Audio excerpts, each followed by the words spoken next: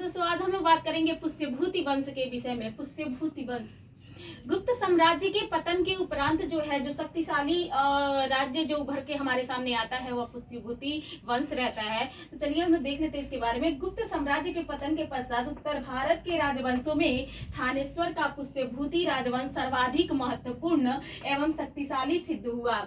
इतिहास में इसे जो है इतिहास में यही वर्धन राजवंश के नाम से जो है कि प्रसिद्ध हुआ। पुष्यभूति वंश ही वर्धन राजवंश के नाम से प्रसिद्ध हुआ। वर्धन राजवंश का इतिहास जानने का जो साधन है, हर्षचरित, बाणभट्ट का हर्षचरित और बाणभट्ट का कादंबरी और हर्ष का ग्रंथ। हर्ष ने 3 ग्रंथों की रचना की थी, प्रियदर्शिका, नागानंद और रत्नावली नामक ग्रंथ। फिर हुएनसांग के विवरण जो है मतलब हर्ष पुष्यभूति वंश के विषय में जानकारी प्रदान करते हैं। फिर बांसखेड़ा अभिलेख हो गया, मधुबन लेख हो गया, मतलब ये सारे जो साक्ष्य हैं वह पुष्यभूति वंश के विषय में हमें सूचना प्रदान करते हैं। फिर हम लोग देखते हैं कि इस वंश का पहला राजा जो है नरवर्धन हुआ। ठीक है ना, इस वंश का पहला राजा जो है नरवर्धन हुआ। माना गया है कि ये गुप्त हुरुडों मौखरियों के सामंत थे और ये मालवा की यशोधर्मन की अधीनता को भी स्वीकार करते थे। जो पुष्यभूति वंश के जो राजा थे वो क्या है कि मालवा के यशोधर्मन की अधीनता को भी स्वीकार करते थे।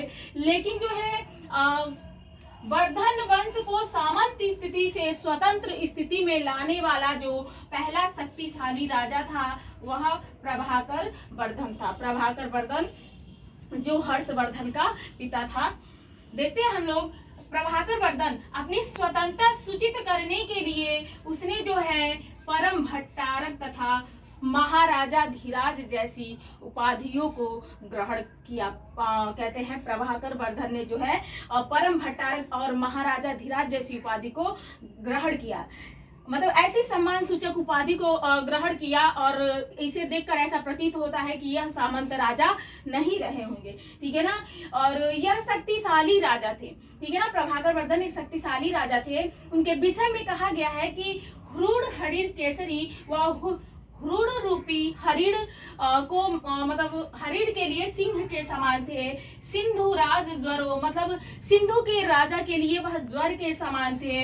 गुर्जर प्रजागरों गुर्जरों को चैन से न सोने देने वाले थे। और गंधाराधि पगंध दीप कुटपाल को मतलब गंधार राज रूपी मस्त हाथी के लिए जलता हुआ बुखार के समान।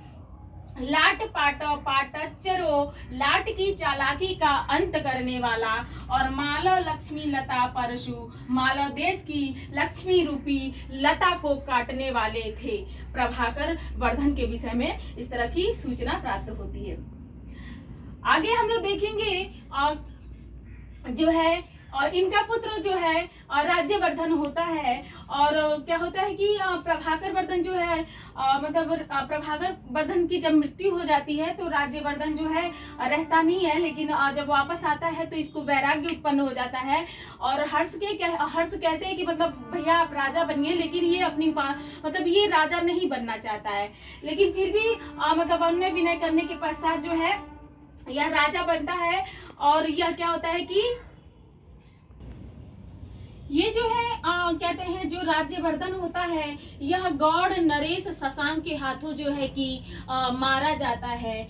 और मतलब इस बात से जो है हर्ष को बहुत ही ज्यादा मतलब दुख होता है। और उसके बाद से जो है 606 में जो है हर्षवर्धन जो है गद्दी पर बैठता है। और गद्दी पर बैठने के साथ ही इसके पास से मतलब क्या होता है कि इसके पास 2 कारण रहते हैं।